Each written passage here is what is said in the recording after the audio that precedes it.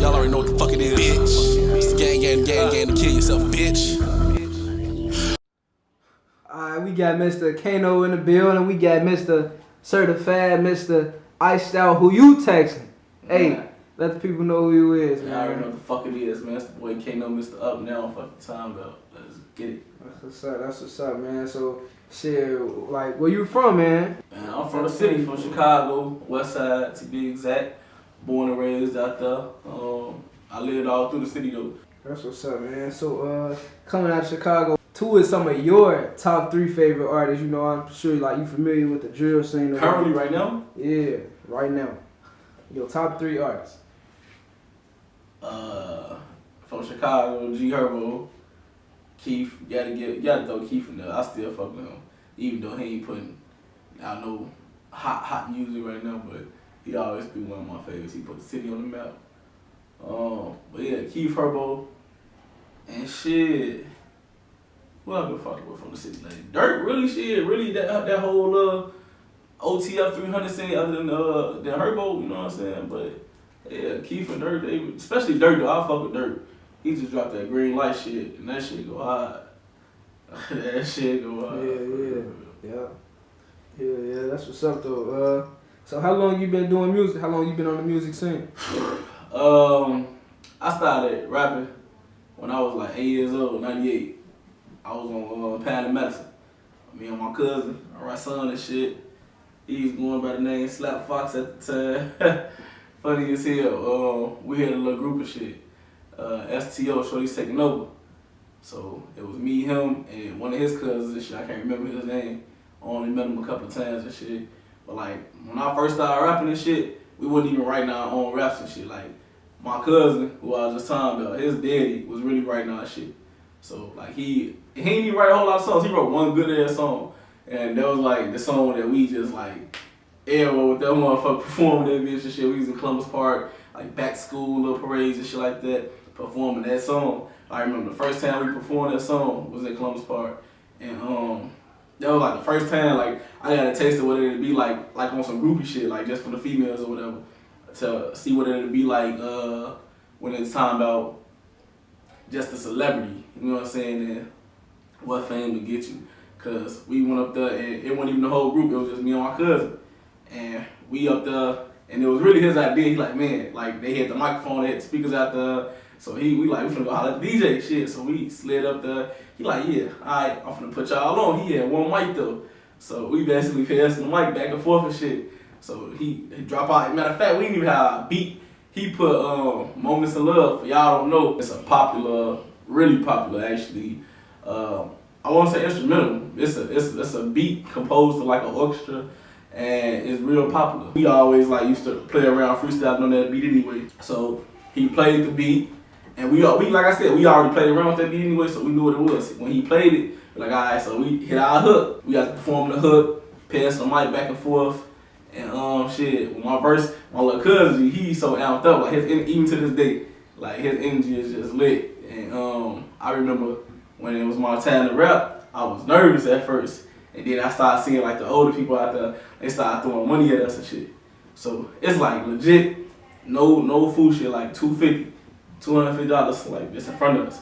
So he not picking it up. But as I'm rapping now, I'm loosening up and shit. So I'm starting to pick this shit up, like legit just started putting money in my pocket. That's how he was low key kind of pissed off because I had more bread in his ass at the end of the performance and shit.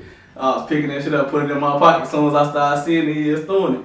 But yeah, like after that shit was lit though. Cause after that, and mind you, we were only like 8, 9 years old at the time, so that was just something different for us, you know what I'm saying?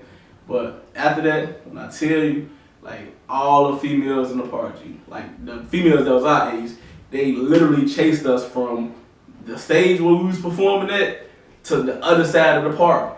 And by the end of that performance, we dipped off with like 4 little females and shit.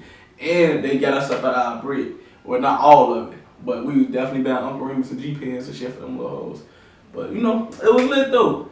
Alright, so we know where Kane'O came from, but we don't know where Kane'O came from. So what's like the story behind your name, and if you had previous names before Kane'O, what are they? So, funny story, right? I only had 2 rap names. Kane'O being the second and most current one. But my first rap name was Shorty K. And obviously, for those who don't know, my real name started with a K, so that's where I get that name from. Shorty K. It was really like, I don't know it. So if you're not from Chicago, you probably won't understand it, but like, motherfuckers be out west, I was like, what up, Shorty? Shorty, Shorty, Shorty, Shorty. Like, motherfuckers say Shorty a million times, so I always used to hear that. Shorty, what up, Shorty? What you on, Shorty? Ooh, looks like that, so that's what it just went with it, Shorty K. So now, as I said, I started when I was like 8 years old, so just going through the years, I was always Shorty K. But as I said, for me, music was always something that I take serious, but I didn't take serious at the same time. So while I was sitting playing on my ass, there was another nigga in the city, out west, calling himself Shorty K. Now, this nigga, little ugly motherfucker, irrelevant as hell right now, ain't did nothing with the name, did nothing with his career. I ain't even heard from dude since I was probably like 12 years old. He was making little waves for a minute, but then I just fell off. And he never had no hot songs, really, in my opinion. But just because he had the name, I was like, I gotta change my name. You know what I'm saying? So, for the longest, like, I didn't have no rap name. I wasn't really calling myself shit. Like, when I was doing songs with motherfuckers, like, the title would just say Kevo or some shit. You know what I'm saying? But, like, I wasn't tagging no name, not saying no name, my mantra, or none of that. Alright, so yeah, you weren't using no names. So nah. You ain't had no name for a long period of time. You was just going by your little nickname, huh? Pretty much. It really wasn't shit until I was in Indianapolis and shit. While I was out there, that's kind of where I came up with the name Kane'O. So it wasn't originally Kane'O, it was Prince Kane'O. The whole Prince Kane'O thing came about. And my homie, he got a nickname. His nickname Cash. You know what I'm saying? Me and him had a little group, Bad Boys and shit. We started that shit when we was in Indianapolis. But his name, like, niggas already call him Cash and shit, so he ain't had to go about no nickname or no rap name, none of that shit. So for me, it was like, damn, I need a cool ass name. So at the time, this like 2012, right? So 2011, 2012, somewhere in there. And you got Chief Keef popping off, Big Sean, all these niggas, you know what I'm saying? The whole Chicago movement is like in full effect.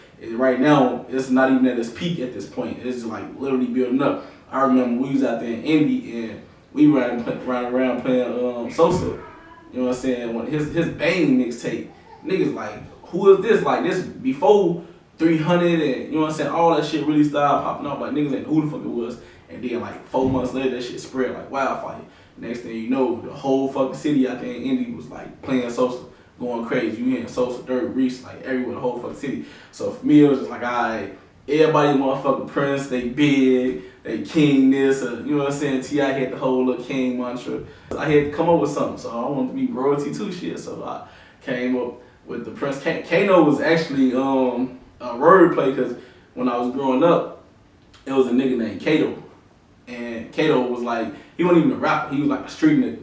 And you were like, for the older niggas, DMX used to talk about him a lot. You know what I'm saying? That was one of his niggas from Chicago. And Kane'O got killed out west in the car wash and shit. Motherfucker set him up, ran there, blicked his ass down and shit. Rest in peace to him. But shit, yeah, they got him up out of here. And I always liked that name, Kane'O. But I ain't want to be on no 50 Cent shit. You know what I'm saying? Like, take a nigga name and shit. And then try to run with they whole little image. And you know what I'm saying? I'm like, nah. So I kept on Kane'O, da da da da. And Kane'O, it hit. And that's where that came from. I just threw the Prince in front of it. So when I first started like reintroducing myself, that's what it was. It was Prince Kane'O. And then just over time, I just dropped the Prince and ran with the Kane'O. And that's what it is. Man, that's you went through quite a few names, huh? Yeah, I had to get that shit together. That's what's up, man. So shit, what can what can your fans or, you know, people who listen to your music catch you doing outside of the studio, you feel me? Like, what do Kane'O like to do? You know, I be hooping a lot. Like, I don't hoop as much as I used to though, but like that's my main thing. And I ain't the world's best hooper, but it's free smoke for any one of you niggas out there that want it though. But like, I enjoy the game of basketball, so you know, I done been at every LA Fitness down in the city of Chicago and including the suburbs, out of state, LA. Like, I'll be in the gym Did you play any ball in school? Yeah, I played sports all through elementary school and shit. I played fucking softball in school. I did anything in school that was gonna get me out of class. Yeah, like I played everything. I played baseball. I was actually no fool shit. All my records can be checked and certified, nigga. What you talking about? Willard Catholic Elementary, nigga. Francisco and Lake out west. Baseball team. I was the co-captain. Me and my nigga Box. We was cracking shit. I was hitting all of them. Same thing for softball. Co-captain for that team. I played football. We was living in K-Town. That team went undefeated. Not my school team. My school team, we made the playoffs. This was my elementary school, 5th or 6th grade. We made the playoffs, and then we got knocked out the playoffs. I can't remember what school it was. But the Park Districts, East Park District, like, they had their own team, and we was playing against other schools, too. So, that led us to then going into the school year. But that Park District, like, that squad, Lil Chris was on there. A lot of y'all know Lil Chris. K-Town Growth, he be producing. He produced Love for whole first mixtape. Lil Chris be working with some everybody. Duck, FBG Duck, Mikey Dollars, all them niggas from K-Town, you know what I'm saying? Like, I used to stay over there on 13 to Kill that, so like I grew up with all them niggas kinda, and we went to school together and shit, so they was all on that football team. I played on the basketball team with them, you know what I'm saying? But that football team, we went undefeated, citywide. That mean no team in the city of Chicago was able to beat us. And pretty much, shit, everybody from that team went on to do something. Like, it's niggas right now that's playing overseas basketball. It's a nigga from K-Town that's in the NBA right now that played for the Golden State Warriors. And he got on that team pretty much through the G League. Lil Chris, everybody know what he doing right now if you keep up with the Chicago music movement. He produced music for a lot of motherfuckers, you know what I'm saying? Like, shout out to everybody that's doing their thing right now, man. That's what's up. That's what's up. It's glad you locked in on the streets and got all that under control, bro. But shit, what's some other producers you would want to work with in the near future? Who some of the producers you work with already? You feel me? A lot of producers I work with right now is pretty much like a lot of them I'm running across to, you know what I'm saying, YouTube. That's how a lot of niggas find they producers these days, other than the motherfuckers that you might know in the streets. But it's this nigga named Johnny Boy in Chicago. He up north. I done worked with him on my first mixtape and shit. He did a song for me on the beat plug. I got a couple of beats from them and shit. But like, I ain't really did too much shit with actual producers and shit. You know what I'm saying? I go shopping and buy my beats and shit. But I ain't really worked with nobody major yet. But motherfuckers I do want to work with, Kid Wonder. I can fuck with bro. I like his sound and shit. He be doing shit for love, for that's love for one of his main producers and shit. Really, they kind of came up, you know what I'm saying? He also from out west and shit. Chop, definitely I want to work with Chop. Yo, fat ass be seeing me commenting on your Instagram too, bitch, when you be on there and shit. I be up under that motherfucker trying to plug my shit, and your ass gonna be having shit with 42 fucking viewers and shit, nigga. I know you be seeing my shit. Fuck you talking about. But nah, shout out to Chop. I definitely want to work with Chop, though. That boy be going crazy with the shit, man. If it wouldn't be no social right now if it weren't for Chop. Them niggas was like hand in hand. It was like literally meant for them to link up with each other and do their thing, because both of them niggas kind of came in at the same time and went crazy. One of my favorite songs to this day is Big Sean Moolah, which was produced by Young Chop. You know what I'm saying? Like, that shit went crazy. But yeah, London on the track, I fuck with him. He kind of caught my ear when, you know, Young Thug, you know what I'm saying, that kind of, he be fucking with him and shit, so I fuck with them. But like outside of them, I work with a lot of motherfucking producers and shit. Like, I don't really be like put in a box and shit, man. Like, if I hear a beat and I like the sound, then I'm gonna figure out a way to make that shit work. That's what's up. So you would say you open-minded to like all type of beats? Yeah, shit, like I'm gonna do some EDM shit, all type of shit, like, one motherfucking rock star. I ain't gonna be on no Uzi shit though. Like, what I mean by Uzi shit, like, I ain't gonna, like, yeah, my shit, you know, my jeans, I be wearing skinnies and shit, but like, bro shit be like super duper skinny type shit, you know what I'm saying? I ain't finna die to hell and all that shit, you know what I'm saying? But to each his own, you know what I'm saying? That's everybody way. But, you know, it is what it is. I'm gonna figure that shit out, man. Hell yeah, I feel you. Alright, so, you know, with every rapper, they always got somebody that, you know, influenced them to want to rap, influenced them to want to even make music. So who is your top 3 influences, man? Six guys. Fucking talking about Drizzy motherfucking Drake, Roger, the boy, the man, the one and motherfucking only. He the GOAT, man. Period. But listen, Drake G. I remember when this nigga first came into the league, and I say the league because that's what the fuck this is, nigga. And when Drake came in, not only was he rapping, but this nigga was singing. And he came in at a time where that was not popular.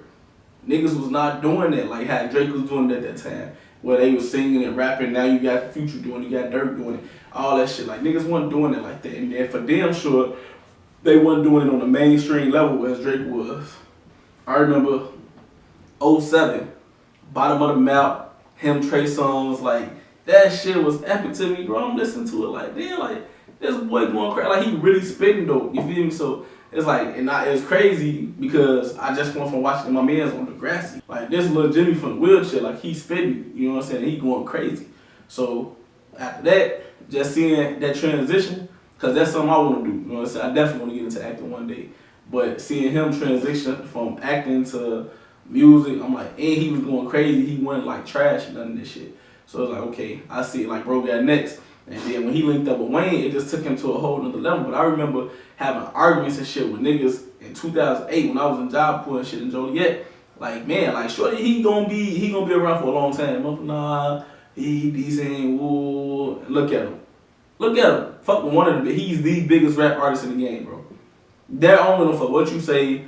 You might have your opinion as to who better than him lyrically. Some people write some of his songs and all that bullshit. I still don't believe all that. Yeah, that's a whole nother conversation and we can have that whenever y'all want to have it.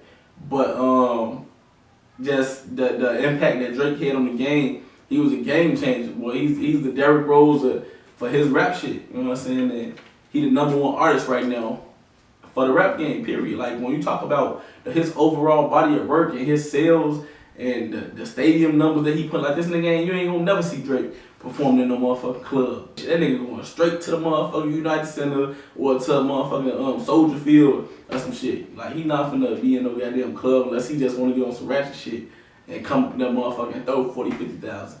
You know? Right. But yeah, for sure, Drake, that's my favorite rapper, hands down. Kanye West, Pop, them like my all 3. I just tell the motherfucker the other day, like, I'm Pac mixed with Drizzy, man. Like, and I wrote that shit. Like, I got a whole verse with me talking about that shit too. So when y'all hear that shit, y'all heard it here first, so y'all know, like, alright, that's what it is. But yeah, I'm Pac and Drizzy, man, all in one. Y'all take that shit how you want to take. So I heard you say that you would want to, cross over into, the movie field. Like, was that the ultimate goal from the start, or if not, what's your ultimate goal with this music shit? You feel like why pick up the pen and paper? What you doing it for? Well, for me, I'm a character. I'm a character, and for me, music was always an outlet to say what I wanted to say without having to say much. You know what I'm saying? Like, and music, it gives you an outlet to speak, you know what I'm saying? It give you, when you frustrated, when you mad, you angry, when you happy, you know what I'm saying? When you going through some shit with your bitch and you lose somebody that was close to you, like you can put all that into music and make it to the point where somebody who don't know you from Adam, you know what I'm saying? Ain't never seen you, probably never see you a day in their life, but they can relate to it. You know what I'm saying? If you listen to artists, Pop, Biggie, even artists of today like the G Herbos and the Lil Durks, and like a lot of people may not like their sound, but if you listen to their shit, it's something that motherfuckers be talking about that you can relate to, and then in every song that's played. You know what I'm saying? Even the strip club songs, like nigga, when motherfuckers said, yeah, I love strippers, like nigga, I love strippers. Fuck you talking about? Like I went to the strip club one time and I had like $400 in that bitch. Shorty took my ass for $350 of them dollars within 15 minutes of me being in a strip club, G. All because of a private fucking lap dance. I feel like the biggest goofy, but I love strippers, so it is what it is, and I make that shit right back. So it is what it is. But music just give you an outlet, man. Like I always love doing music because it give you an outlet to say what you need to say, and some shit that I might talk about, I might not have necessarily did that shit myself, but I've been in that situation. I know somebody who personally been through it, You know what I'm saying? Growing up in the city out west specifically, I seen a lot of shit. I can remember Easter, what was this, like Easter, like 95, 96, somewhere up in there. I'm a shorty, you know what I'm saying? And motherfuckers basically knocked on the door about 1 o'clock in the morning. I can't think of the little Easter movie come on every year about Moses and all that shit, whatever, the Ten Commandments, I think that's what it is. I remember watching that movie, he had knock on the door and shit. It's me, my little sister, my OG, and my sister daddy. You know what I'm saying? He one of them niggas out west and shit. And his goofy ass homie.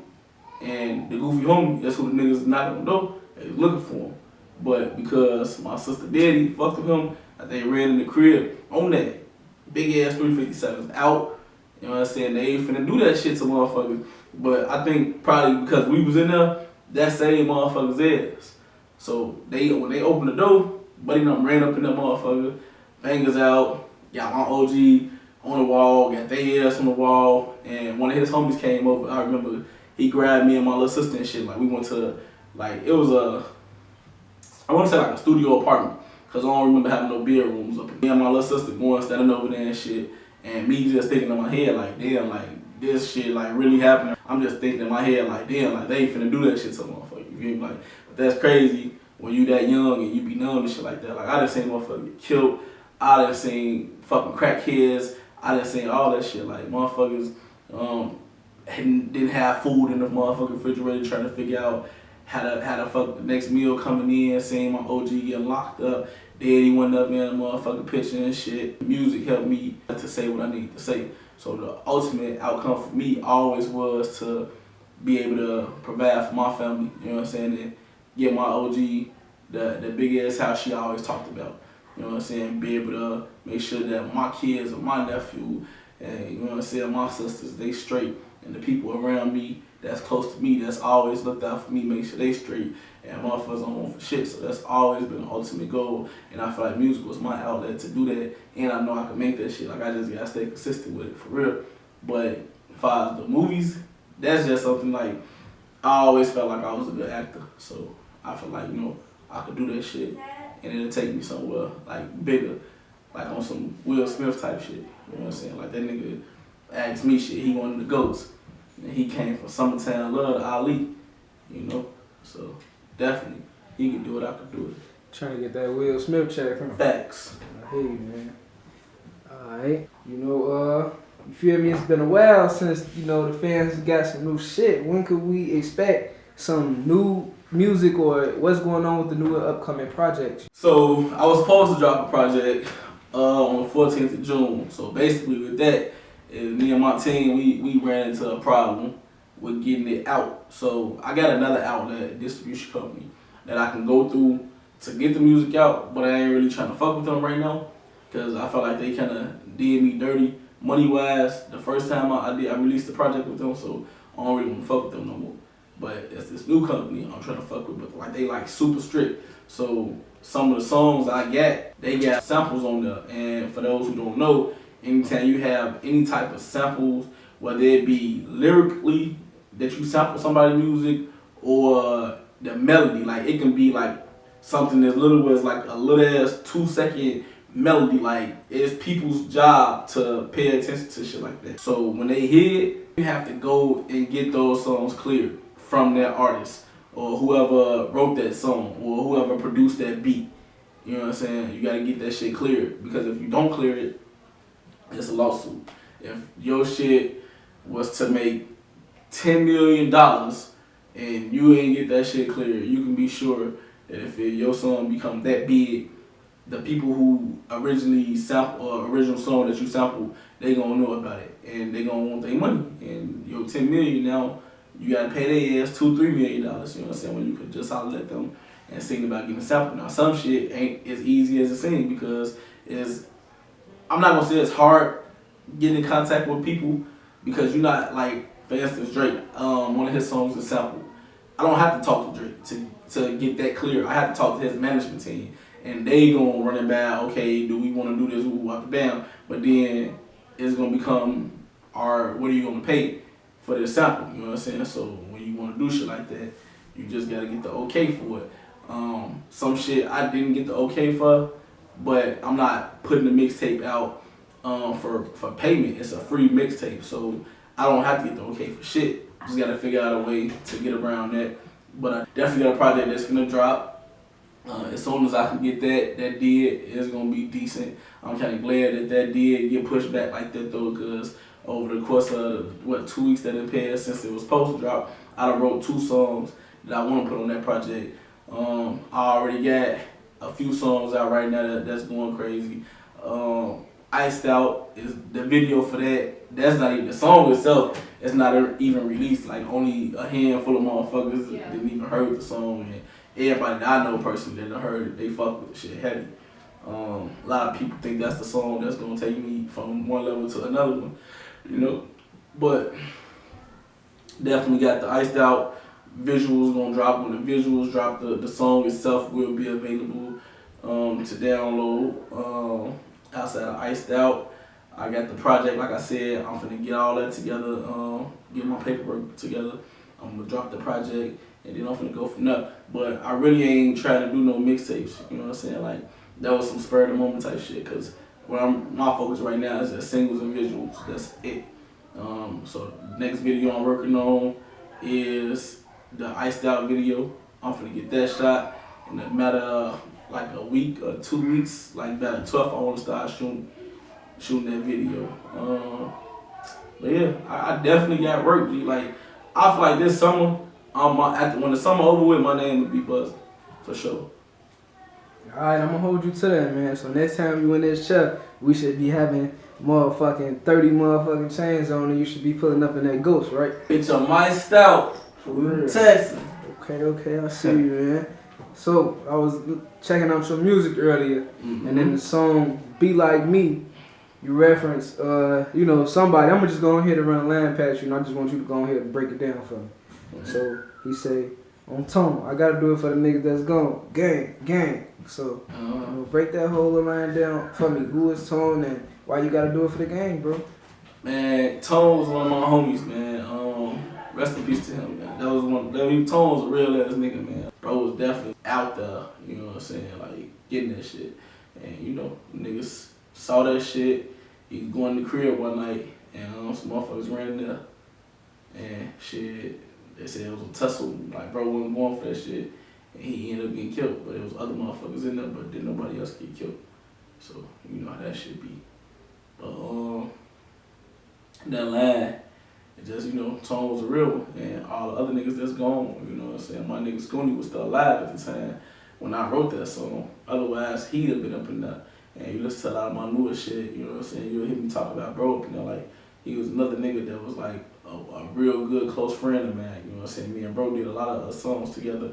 One of the biggest regrets for me was not ever shooting a video to none of the songs. Like, a lot of shit that we did numbers. Like, real numbers, you know what I'm saying? No fool shit, like, just cause niggas fuck. Like, bro, work ethic was untouched, you know what I'm saying? Like, this nigga videos, even right now, they, you know what I'm saying, could be a lot higher, but for a nigga that was making his own way, like, bro got videos that's 60, 70,000 views, you know what I'm saying? And this was a nigga that, from out west, that came from shit, you know what I'm saying, that didn't ask somebody for no handout, that was doing his own thing, you know what I'm saying? And shit, he pretty much was just going crazy, you know? And shit, once he got a taste of a little victory, like, that shit was just like feeding him on, and I was feeding off his energy. You know what I'm saying? Like, seeing bro go crazy, how he was going crazy, that shit made me like, alright, I gotta, you know what I'm saying, I gotta step my shit up now. So it's like, I stayed in the studio, stayed recording shit, did a whole mixtape. Bro was doing his shit, you know what I'm saying? And at times, like, it never was no fool shit between me and bro. Like, we, you know what I'm saying, we from the same hoods, damn near, you know what I'm saying? And we went to school with each other and shit. That's really when we kind of linked up and shit at school. And then, like, when I met bro, he used to be dancing in Charlottetown, always footworking and shit. Carried around this little backpack. He had these little ass braids in his head. Them braids ain't grow for shit. Oh God, bitch was small as hell. He used to have a backpack in his shit. All the time he had a backpack on me. And if motherfucker knew him, they knew what the fuck was in the backpack, nigga. That was that motherfucking game. He was not leaving that motherfucking game on doing, because niggas just definitely running rooms, boy. Won't forget your ass hit real quick. And he wasn't going for that shit, so he used to carry his motherfucking gang on. He was not leaving that bitch up in the room for shit. But You know, another nigga out here in the street, victim of circumstances. You know what I'm saying? But that situation there is really fucked up. Cause you know I had like I don't know, it'd be crazy. Like I talked to Tone, you know what I'm saying, a couple hours before that shit happened. And I talked to Bro a couple hours before that shit happened.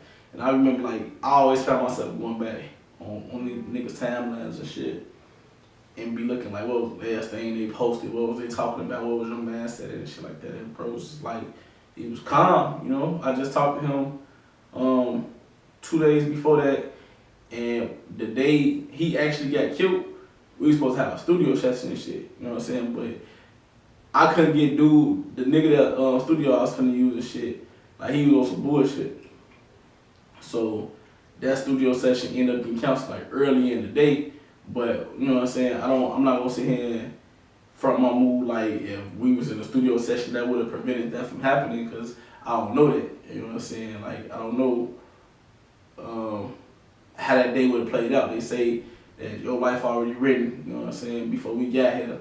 Everything already be written out for us, you know what I'm saying? So, but all I know is that definitely played in my mind, you know what I'm saying? Like, damn, like we would have been in the studio, maybe this wouldn't have happened, maybe that would have happened, but Bro was one of them real niggas, you know what I'm saying? Like, he was out here in that shit for real, and that disrespect shit wasn't getting took. So, you know, it is what it is, though, but Bro gonna forever live, though, because his videos out here, his music out here, you know what I'm saying? He's a real nigga, and I'm gonna always talk about my boys and my songs and my music in general. And one thing for sure, two things for certain. If I ever take off how I want to take off and get that motherfucking bag, he already know. Judy, his kids, he gonna be straight. Bad. So I heard a couple songs you do got with Scooney. It's about 3 or 4 songs, right? Mm-hmm. So how much unreleased music do you think you got with Scooney? I got 2 songs that's unreleased. Okay.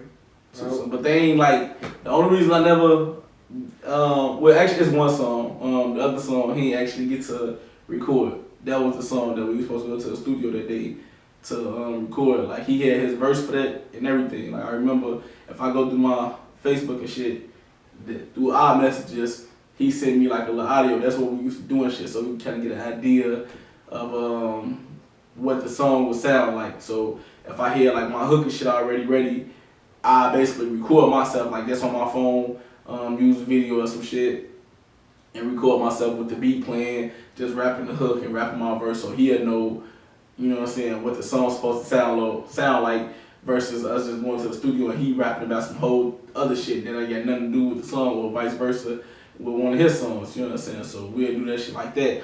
And I remember he sent me the verse and shit, what his verse sound like, and as per usual, you know what I'm saying, he's going crazy on another verse. And that was the last song that we would have recorded, but we never got a chance to record that. The song prior to that we got, I still got that in the vote. It was never mixed nor mastered, so I ain't never released the shit. I mean, if you listen to it, it's raw as fuck, but it's hard. That's what's up, man. How do you feel about, you know, Chicago's music scene now? You did mention earlier, like, you know, we did have the 2012, 2014, but then, you know, Atlanta came through the storm with Thug and them. Now, how you feel about us now in 2019? How we moving? You know, Cowboy, Lil Zay, you know, Polo G rising. I fuck with Polo.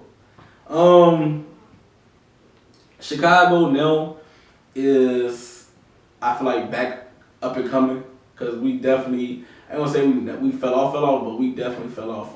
But most of that was due to the fact that niggas in the internet, they took our shit and ran with it. And what the thing with Chicago is that a lot of the niggas that's rapping this shit and the shit that they rap about, they really living this shit. You know what I'm saying? Not to say that a nigga from Atlanta or New York or Jersey or DC or wherever the fuck you from not really living the shit they talking about, but like niggas know, like we really living that shit that we talk about out here. You feel me? Like niggas know what the fuck really going on out here. Like that shit documented. You know what I'm saying? Motherfucker get killed out here. That shit on CNN. You know what I'm saying? Like it's sad as it is to see. You know what I'm saying? You got babies getting killed, little girls getting killed, all type of shit. So You know what I'm saying? Like that shit, it was documented. So when that happened, it opened up a door for every other city to make the homemade videos, basically with their guys posted up and get a little catchy hook, and when all these other cities started getting on from Still Nas styles, you know, it took the spotlight from Chicago due to the fact that a lot of niggas couldn't really deal with it. You know, like they ain't like the labels didn't want to touch Chicago niggas because they feel like they was too dangerous. They scared to lose their investments. Right. They putting millions, some hundreds of thousands behind these artists, and then not knowing if they artists gonna live through the year or be out here on the streets because they got locked up. You know what I'm saying? And they not getting their money back. So that's really what it is. So they rather go get a nigga that's watered down and put them on because that's a less risk factor with that situation. You know what I'm saying? But with the Polo G's, the G Herbos, the Dirks, the Vons, King Vons, you know, I fuck with Mimo with the steppers, huh? And they West Gang shit. I fuck with bro. He be going crazy. But yeah, I mean, I feel like Chicago is definitely in a good place right now. The city gonna always forever be lit, man. Like, a lot of niggas pay homage. I will say that, you know what I'm saying? And it don't even be like where motherfuckers be on the internet like woofing and shit. Like, man, y'all gotta pay homage. Ooh. Like, niggas already be knowing what it is. Like, niggas pay homage to, cause they know. Like, it really go back to even like King Louis and shit. Like, niggas get that homage to Keith cause you got to, but Louis, you know what I'm saying? Before Keith, Louis was doing his thing and shit, but Keith just came like mainstream level and opened up the floodgates, and he was like the first one to walk through them bitches, and when he walked through, we had his ears running out, you know what I'm saying? So it's like all his homies got on, his ops got on, like anybody that was related, that had anything to do with that nigga was able to get on, you know what I'm saying? And the ones that didn't have nothing to do with him, just cause you was from Chicago, niggas was looking at you, they was able to get on. Niggas made careers out of this shit. DJ Academics is one of those motherfuckers. The Warren Chirac was his first YouTube channel. Now this nigga has TV shows and all type of other shit going on for itself because these niggas made names off Chicago shit. Like, it's just there. Like, so for that, like, the city gonna forever be lit, man. But we definitely going in the right direction right now. That's a lot of talent out here. Like, niggas just gotta kick that bitch back open like we did before. All right, get together, unity. Facts. I think that's the thing that Atlanta got over us right now. Yeah, for sure. Atlanta, they push their artists. Like, even not, cause a lot of niggas in Chicago, they fuck with each other. Like, you only got like a lot of niggas like the Sosas and the Ducks and shit like that. They don't really fuck with each other and shit cause they got their own little street shit going on.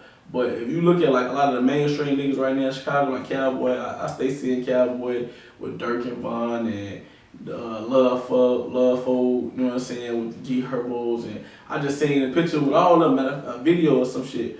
All of them niggas together at the BET experience out there in LA and shit. You know what I'm saying? All them niggas be together, so it's definitely unity with niggas that ain't got no street beef. You know what I'm saying? The niggas that got street beef, obviously they can't click up for obvious reasons. You know what I'm saying? But just cause I'm from out west, you from out south, don't mean I'm not gonna fuck with you. Like, I ain't got no, you ain't my enemy. Atlanta, they push their artists, like the artists in that city, they clicked up and they cool, and even the ones that's not cool, they cool with other motherfuckers that's cool. But the radio stations in Atlanta, they push their artists, G. They push their artists, period. Like, these radio stations in Chicago, y'all fool as hell. Fuck y'all. That's how I feel about y'all. Like, y'all fool as hell, especially WGCI. WGCI, I don't give a fuck y'all ever play a song, man. Y'all ass off-brand, watered down, so it is what it is. This probably will get me kicked off Big Jam. Y'all might never sign me, or I don't give a fuck. That's not the first time I done heard about WGCI. They don't fuck with niggas, G. Like, WGCI is the station that they not gonna play your shit until you get on. Then when you get on, they gonna play the fuck out your music. They gonna try to get you up there for interviews and all type of shit. Like, but nigga, y'all won't with me shooting in the gym. I will say 92.3, you know, they be rocking with a lot of underground Chicago music and shit like that. Even though motherfuckers be playing that waiting game and shit, but we gonna keep on waiting out there, man. Shout out to Hot Rod, Real Face on them, all of them. But yeah, shout out 92.3 though. I fuck with them. But yeah, like WCI, they full city, bro. They don't fuck with niggas until you get on. They'll push another nigga from another city before they push a nigga right here in their hometown. They always talk about that hometown, home turkey bullshit. But y'all not really with that shit, bro. Y'all full city, so yeah, fuck y'all. Big facts. Yeah, I hear that, man. Well, it was nice having you, man. We had a nice talk, a nice real conversation. You were a cool dude. Your name is? Kane'O, man. Y'all already know Mr. Fuck Your Bitch. This is? It's a QP flex, bitch. And that's Raps. Yeah.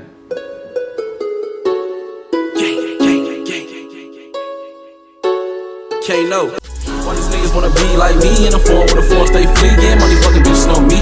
Got a couple dollars, but your niggas ain't me. Wanna be like me. All these niggas wanna be like me, in the form with a form, stay free. Yeah, money fucking bitches know me. Got a couple dollars, but your niggas ain't me. Wanna be like me. Man, you know I got your back with the Mac. I react, getting money with my niggas. It's a well-known fact. Take the stacks, little nigga, you a goddamn dummy. I'm in a big Benz with a goddamn slow bunny. She give me head on the road when I rode on my shows. Blowing Cali big B's, man, you know we smoke. Pretty girls loving me, cause they know that I'm on. Never talking to the feds, bitch, I pick up the phone. I got some demons in my soul, they won't leave me alone. Hottest nigga in the city, you know that I'm on. Put the 4 into an 8, they won't leave me alone. Nigga, take a shot at me, put your glasses